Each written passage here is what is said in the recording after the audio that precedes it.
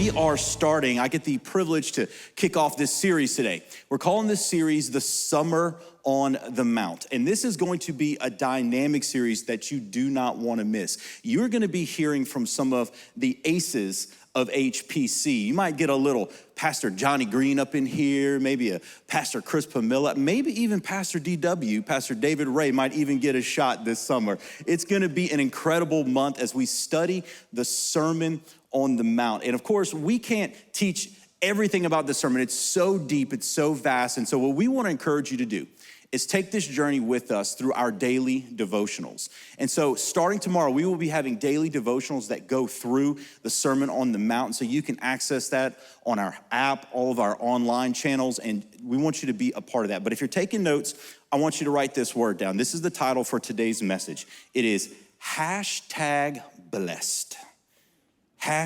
#blessed. Turn to your neighbor and say, you blessed. Turn to that other neighbor you ignore and say, you also blessed. We're gonna be talking about the beatitudes. Just by a show of hands, how many of you have ever heard the word beatitude before?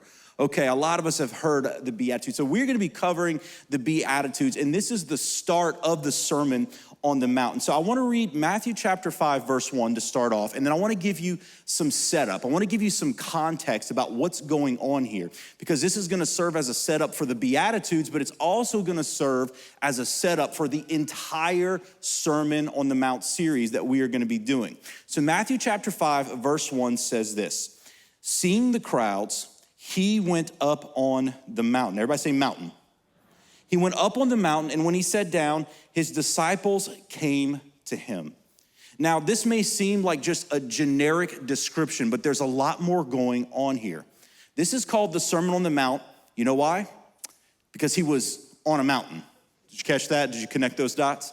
It's called the Sermon on the Mount because he actually was on a mountain. Now, it'd be easy for us to just think of this as a description detail, but this is actually important. Matthew, the writer of this gospel, he is writing to a Jewish audience, and this audience is very, very familiar with what's going on here. When he says Jesus went up on a mountain, this is not by accident, because throughout the entire Bible, mountains are places of revelation. When you look in the story of the Bible, when you see people going up on mountains, they go up on this mountain and they meet God on that mountain. And they learn something about God that they did not know before. And they come down that mountain completely changed, completely different. Think about Abraham. Abraham went up on Mount Moriah and he went to sacrifice his son. And God said, no, I will provide the sacrifice. He learned something about God that day. He learned that God was a provider, that God was Jehovah Jireh. You think about Moses. He's up on a mountain and all of a sudden he sees this burning bush. And God speaks to him in that burning bush.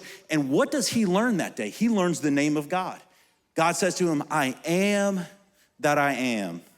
At that same mountain, a few hundred years later, Elijah goes up on that mountain and he's in distress and turmoil, and God shows him something. He gives him a revelation. He shows him that I don't just speak in big, mighty ways, but I also speak in the still, small voice.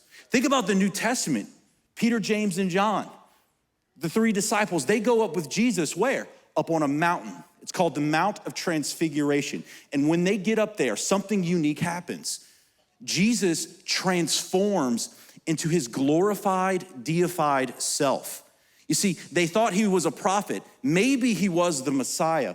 But that day on the mountain, they learned that he was more than both of those things. He, in fact, was God himself. You see, mountains are all about places of revelation. And you think about it, it kind of makes sense. Why does God constantly do this? Why does God talk to people on mountains in particular? Well, how many of you have ever been on a mountain? Just show your hands. You've been on a mountain. Right there at Denham Ascension. Y'all been on a mountain before? Now, we ain't got a lot of mountains around here. But if you've ever been on a mountain, you can see things from the top of a mountain that you cannot see from the bottom of a mountain. There is a natural vantage point that you get to look out and you see the world differently. And God is bringing us on a journey, and I believe this series, he's gonna do that, where we're gonna see some things differently. You know, I'll never forget the first time I was on a mountain. I was 18 years old, and some of my friends, we decided that we were gonna go snow skiing. And so we drove up to Colorado. We went to a little place called Winter Park, Colorado. And I remember the first day I was on this mountain. I mean, I had never seen snow before. I mean, it was just incredible to be up there. And we took this little ski school, and I failed at ski school. And so really all ski school is learning how to brake so you don't, break yourself. And so I was on this mountain, and I got lost. And I remember I got to the final slope, and I was on the wrong slope. I mean, there was the base of the mountain, and I knew I had to get down there, and there was only one way down. But it was so steep, and I had no idea how to stop. I had no idea how to get down. And I remember I stood there by myself. I remember this clear as day. I'm standing there, and this little 6-year-old girl skis up next to me, and she stops. And she just kind of looks up at me. And I'm like, don't you do it. Don't you go down this mountain. There's no way you'll survive. This is a death trap. And she just looks at me like, what are you doing here, weird man? And she just takes off down the mountain, and she's shh, shh, shh, shh. And I was like, oh no. Because I had a choice to make. Am I gonna let this 6-year-old little girl show me up on the mountain? Am I gonna go down this mountain and risk my neck? And the answer was no. So I took my skis off and I walked down the mountain that day. It was a place of revelation. I learned that day that I was not meant to ski. And here's the thing. When he says this, hey, Jesus went up on a mountain, I believe Matthew is pointing back to a very specific idea. The moment where God gave the 10 Commandments to Moses. So Moses went up on a mountain and God gave them 10 commandments. And this is the question that they were trying to answer. What does it mean to be a member of God's nation? What does it mean to be a member of God's nation? Now, let me give you a little background history here. So Abraham, God's people started out as a family, just a small family, the family of Abraham. And they grew into tribes. They became the 12 tribes of Israel. And then as they grew, they ended up in Egypt, and they became a nation of slaves. They were in slavery to Egypt for hundreds of years. And so right before the 10 Commandments are given, God supernaturally rescues them. And they're making this transition. They're making a transition from being a slave group to a nation. And they had no idea what it meant to be God's nation. What does it mean to be part of God's nation? So God gives them the law, and he gives them the 10 Commandments, and it answers the question, what does it mean to be a member of God's nation? Well, fast forward over the next few hundred years, God begins to tell them that this isn't the final plan, that there's actually another covenant. There's something else coming up in the future, that there is a kingdom that God is going to launch, and God is going to send the Messiah. He's going to send the king, and he will set up this new kingdom. And so all of this conversation is brewing about this coming kingdom. What does it mean that the kingdom is coming? How do you get into the kingdom? And so this is the question that the Beatitudes answers. What does it mean to be a member of God's kingdom? You know, the word beatitude, it comes from a Latin word, beatus, that means blessed. The Greek word there actually means to be happy, to be in a happy condition. What Jesus is saying when he gives us the Beatitudes is that being in the kingdom means being blessed and being happy. That's what it means. Hashtag blessed. How many of you have ever been on social media and you see people post something and they'll just put hashtag blessed on it, right? You know, you'll see somebody post something like this. You know, they went to Chick-fil-A and they gave them an extra order of fries and be like, what? Hashtag blessed. Right, you're standing in line at the Mission Cafe and somebody in front of you buys your coffee, right? That's hashtag blessed. You know what I'm talking about? You caught every green light to church today and you did not miss the first worship song. And you are hashtag blessed. You know, I go to change my son's diaper and it's clean. It's hashtag blessed. The Tigers win the College World Series, #blessed. Come on, somebody. You see, Jesus is gonna define for us what it means to be #blessed. And so for the rest of the time, I'm gonna cover 8 beatitudes. Oh, now that just made some of you nauseous. I got 25 minutes to cover 8 beatitudes, and we go try to get through them. And we go break them up into 2 groups, the first 4 and the second 4. The first 4 are telling us how to get into the kingdom. And the second 4 is telling us how the kingdom changes us, how the kingdom transforms us. So if you're taking note, the first one, kingdom admission. The question is, how do we get into this kingdom? Matthew chapter 5, verses 2-6. And it says, he opened his mouth and he taught them, saying, blessed are the poor in spirit, for theirs is what? The kingdom. For theirs is the kingdom of heaven. Blessed are those who mourn, for they shall be comforted. Blessed are the meek, for they shall inherit the earth. And blessed are those who hunger and thirst for righteousness, for they shall be satisfied. So let's take the first one. Jesus says, blessed are what? The poor in spirit. Now, Jesus is using a financial term here. This is interesting because Jesus is gonna do this throughout his ministry. He will talk about our spiritual condition in terms of finances. What does it mean to be poor? It means simply you don't have enough. So right off the bat, the very first words of the Sermon on the Mount, the question that they're trying to answer is this, okay, if you're the king, how do we get in? How do we get into the kingdom? And right off the bat, Jesus says, you can't. You bring nothing to the table. He's saying you want to get in, but you bring nothing. You are actually spiritually poor. And you can't get in by your own means. You know, I'll illustrate it this way. I'll never forget, in 2006, I went on a mission trip to Berlin, Germany. And we stayed with a missionary there. And in summer 2006, something was going on in the world. It was the World Cup. And it was being hosted in Berlin. Now, this was just all accidental. We didn't know that this was even happening until we got there. And the city was going crazy. And it was a really cool opportunity because we got to witness to people from all the nations. They were all there in the city of Berlin for the World Cup. Well, it came to the final match. And me and my buddy Steve, we're like, we had the day off. Everybody was gonna be watching the match. And we thought, let's go. This is like going to be a once in a lifetime opportunity to attend the biggest sporting event in the world. And so we hopped a train, we went over to the stadium, and look, I've been to LSU baseball games, I've been to LSU football games, I've been to Saints games. This was nothing like that. This was the most wild scene I'd ever been a part of. It was chaotic. There were so many people trying to get into the final match, which was Italy versus France. And we were poor college students at the time. And so we went and we started trying to buy tickets, and there were a lot of scalpers.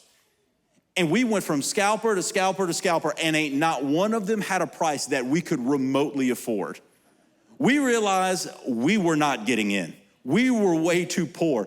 In fact, what we saw was people were going up to these scalpers. They would buy a ticket, then they would go to the gate, try to turn in the ticket, and be turned away because the ticket was a fake.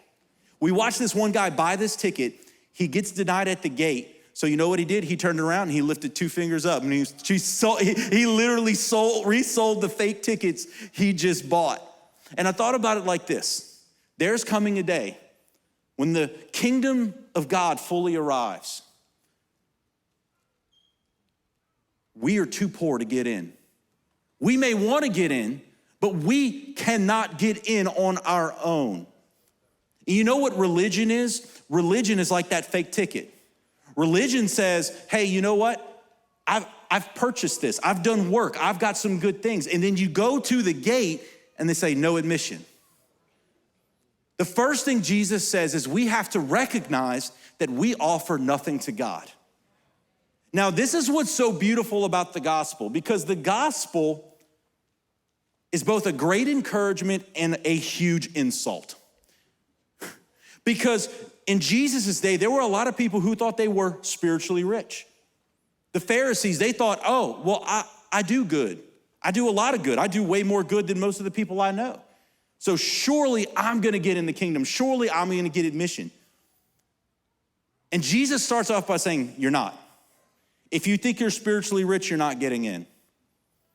But it also gives hope to the rest of us who know we don't really offer anything to God. If you're ever talking to somebody and they say, and you ask them the question, hey, do you think you're going to heaven? And they say yes. And you say, well, why? Why do you think you're going to heaven? And they say, well, I'm a good person. Or, man, I'm a generous person. I've done these things. Here are the things. I've never murdered anybody. I've never, cheated on my spouse. I've never done all these horrible things. I've lived a good life. If they say that, they have completely missed the start of the Beatitudes. Because the answer is not that what I've done. The answer is what the King has done. The answer is what Jesus has done. I get in not on my own merit. I get in on the merit of Jesus. Now, I'm not gonna take all the time on the first one. We gotta move on. But Jesus moves on. He says, blessed are those who mourn, for they shall be comforted.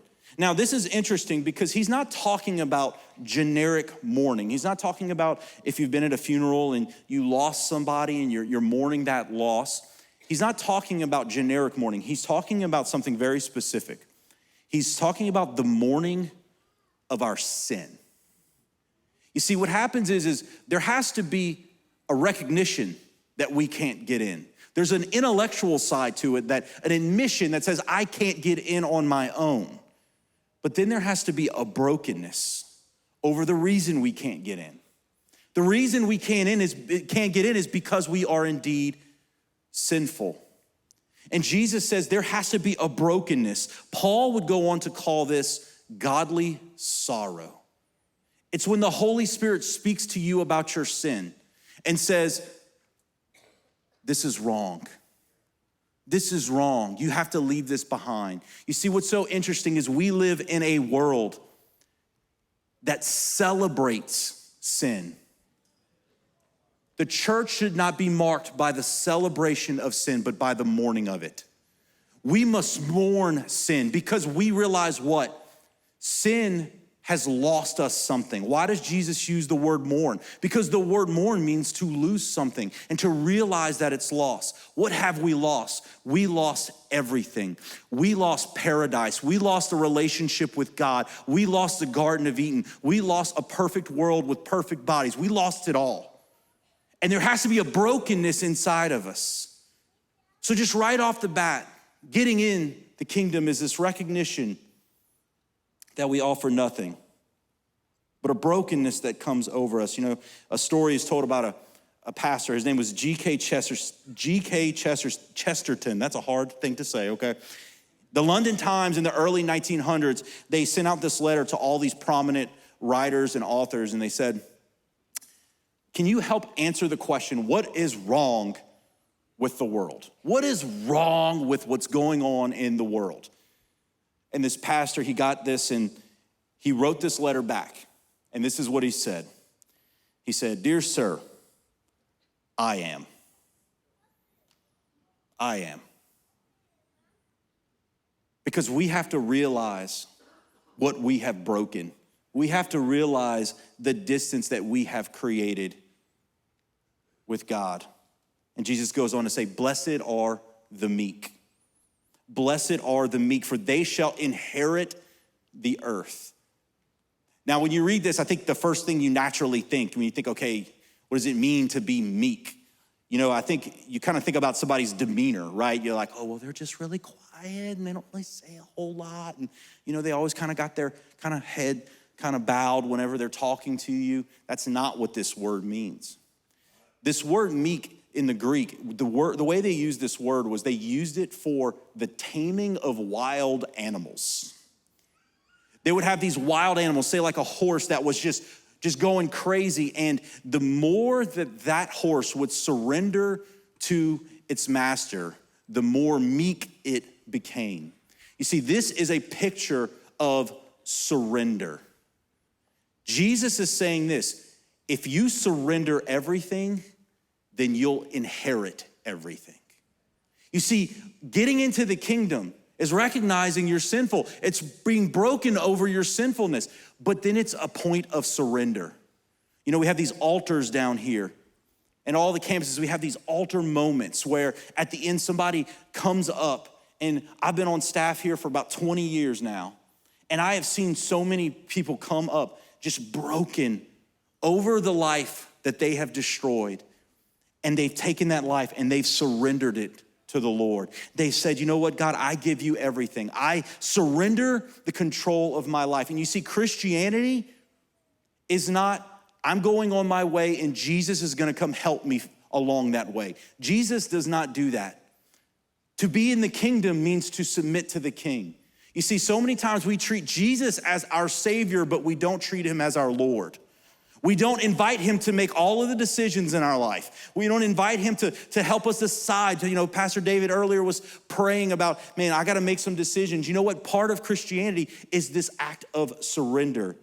And Jesus says, you gotta come in surrendered. You gotta know that you bring nothing, and you've gotta be willing to give everything. And the fourth beatitude, he goes on to say, the hungry and thirsty. He says, blessed are the hungry and thirsty, for they shall be satisfied. But they're not just generic hungry and thirsty, they're hungry and thirsty for righteousness. Now, when we read this word, and the way Matthew uses this word is a little different than the Apostle Paul and how he uses it. But this word righteousness means to be approved. It means to be accepted by God. You know, I'll never forget me and my now wife on the front row over here. Hey, baby. She's beautiful.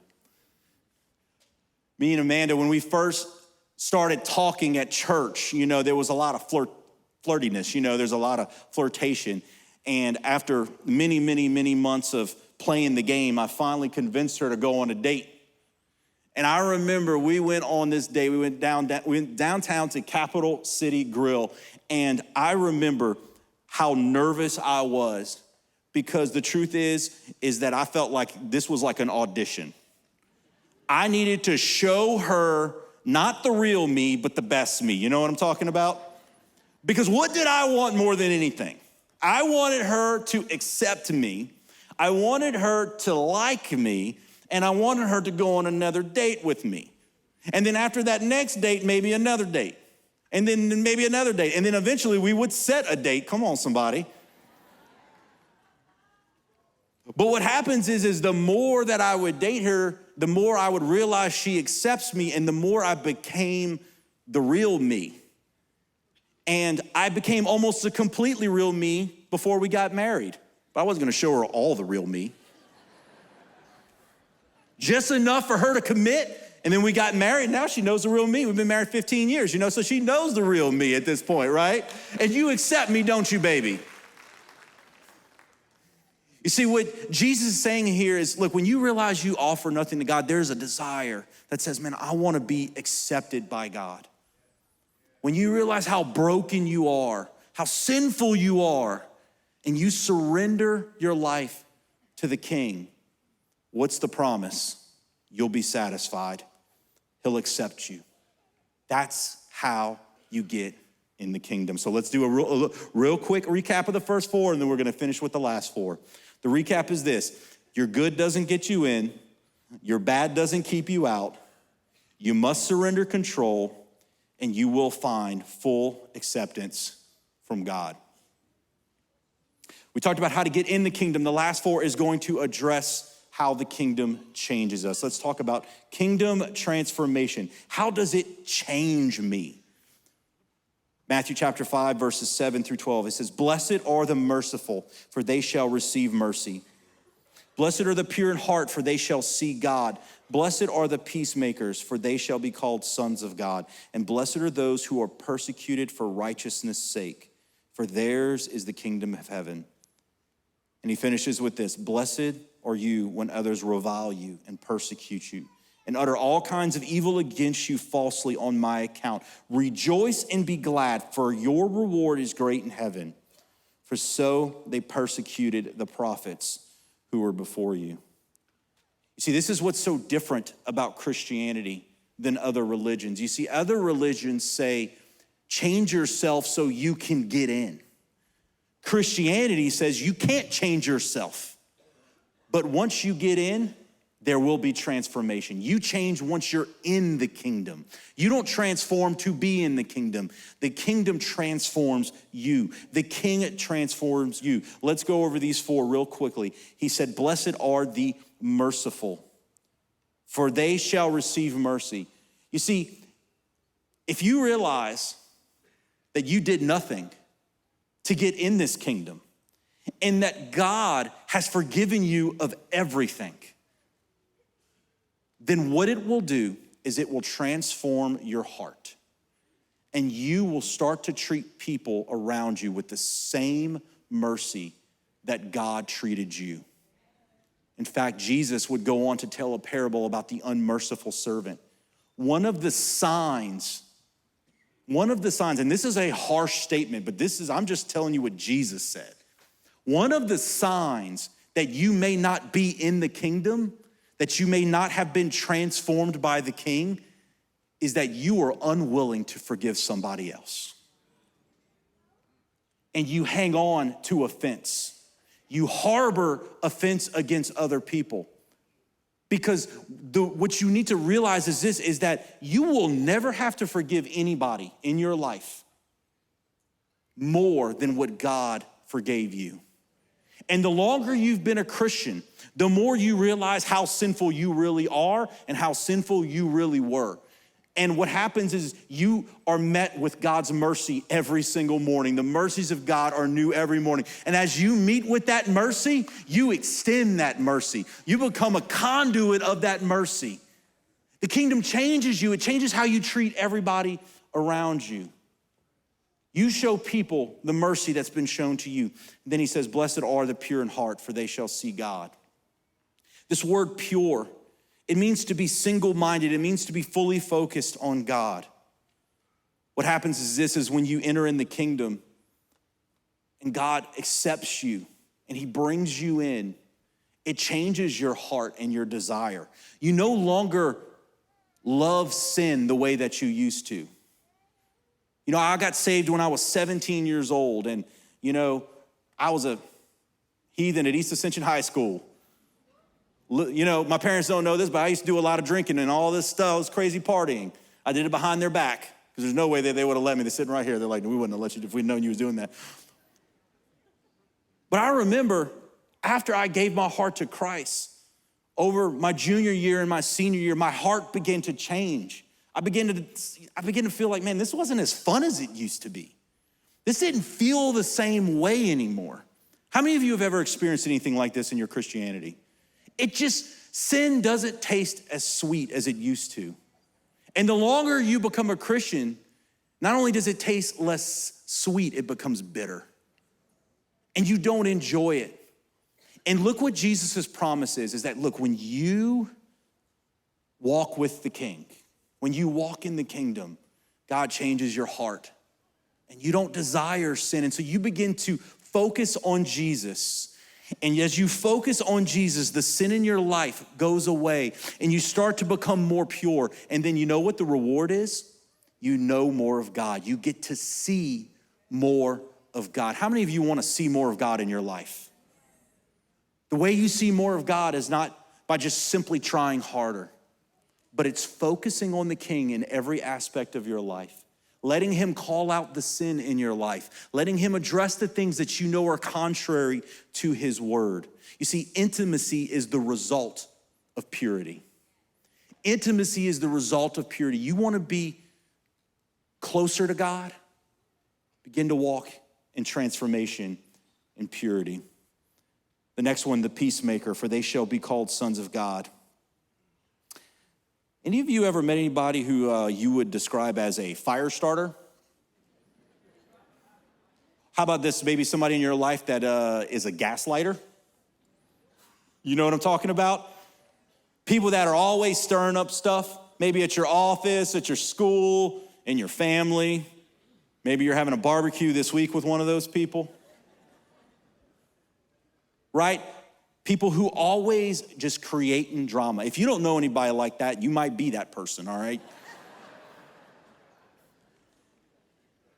And Jesus said, my people will be marked by their ability to make peace with everyone around them. You see, Jesus, look what he says. He says, for they shall be called sons of God. Well, who is saying this? The Son of God is saying this. Jesus is showing us that if you're gonna be like me, you're going to seek peace in every relationship in your life. You're not going to create drama. You're going to be merciful and forgive other people when they hurt you. You're going to be changed in the kingdom. You're going to be marked by peace. Jesus is called in the Bible the Prince of Peace. So if we are truly in his kingdom, then we must become people of peace. And the last one, I love this one because Jesus finishes off the Beatitudes with a double blessing. I don't know if you caught that. He finishes with a double blessing. Let me read verses 11 and 12 to you again. He said, blessed are you when others revile you and persecute you and utter all kinds of evil against you falsely on my account. He says, rejoice and be glad, for your reward is great in heaven.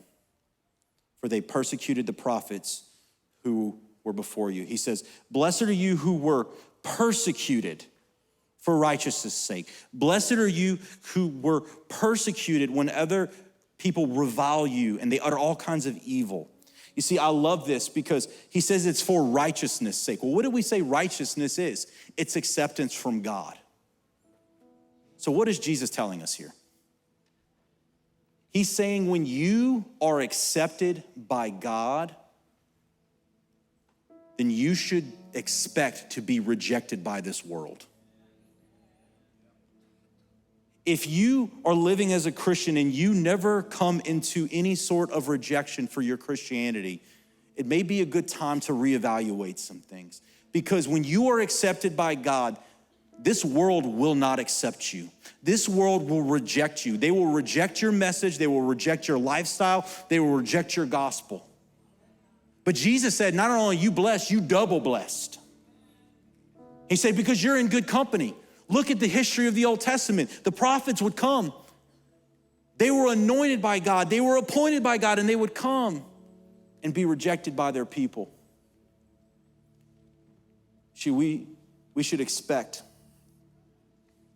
this rejection, but he ends it saying, for theirs is the kingdom. You see, he started the Beatitudes with blessed are the poor, for theirs is the kingdom. And then he ends it with blessed are the persecuted, for theirs is the kingdom. He bookends the Beatitudes here with what? The kingdom. What is Jesus saying?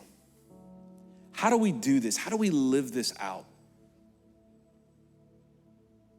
You know, Jesus, when he's saying these things, we have to remember something very important. He's not telling us to do something that he hasn't done. He's not telling us to live a way that he has not lived. He is the king, and we are to model our life after the king. I want you to consider each beatitude and how Jesus acted them out and lived them out. You see, he became poor for our sake. He left heaven. He came down to earth. He stripped off his deity and became a man. And the Bible says in Philippians, for our sake, he became poor. You think about the king who mourns. The Bible calls him the man of sorrows. You see, our sin broke his heart, and it brought suffering to his soul. You think about the meek. Jesus was completely surrendered to the Father. In everything that he did, he was fully surrendered. Jesus was the righteous one. See, Jesus was the one who was fully accepted by the Father. You know what happens right before this, before Jesus ever even says these words? A couple chapters earlier, Jesus goes to get baptized, and the Father announces his acceptance. He says, this is my Son in whom I'm well pleased. He had the full acceptance of the Father. And through him, we can have that same acceptance. You think about blessed are the merciful. As Jesus hung on the cross, You think about the mercy of the cross. And he looked at those who put him there and he said, Father, forgive them. Even when he was under their judgment, he was praying for mercy. You think about the pure. Jesus was the pure, spotless lamb. He who knew no sin became sin so that we might become the righteousness of God. You see, Jesus lived a perfectly pure life, never having sinned against the Father. Think about the peace that he made between God and man. You see, we're not all just children of God. In fact, the Bible says when we were born into this world, we were his enemies. But Jesus came to make peace, to set up his kingdom to where God and man would be reunited. But you think about the double blessing at the end. Blessed are the persecuted. Jesus wasn't just persecuted, he was executed. He didn't just face ugly words or harsh sayings. What did he do? He was nailed to a cross where he bled and he died. You see, the King is saying this through the Beatitudes. Model your life after me. Follow me because I am the King. And if you're going to be a member of the kingdom, your life must look like that of the King.